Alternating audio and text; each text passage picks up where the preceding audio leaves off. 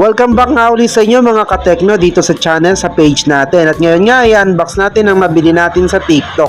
Ang sabi ng nanay ko ay bakit daw lagi kong pinapayaman ng TikTok. Wala tayong magagawa, ang ganda kasi ito nung nabili natin sa TikTok.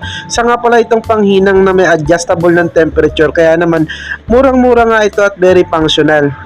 Nabili ko nga pala ito sa halagang 218 pesos lamang. Kaya ako ay tuwan-tuwa nang akin itong ina-unbox. Ito nga may mga siyang kasamang tip at akin nga itong susubukan. So first time ko nga lang din pala magkaroon ng adjustable na panghinang. So oras na rin napalitan yung luma kong panghinang dahil nasira na nga ito. So ngayon tinetesting ko at ito ay aking isasaksak para matesting natin kung maganda nga ba itong tumunaw ng tingga.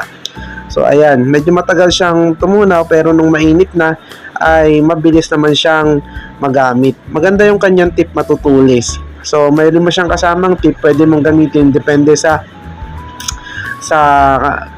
bagay na hihinangin mo. So ayan, nakita nyo naman, maganda, mura at saka mukhang matibay. So sana nga ito magalito.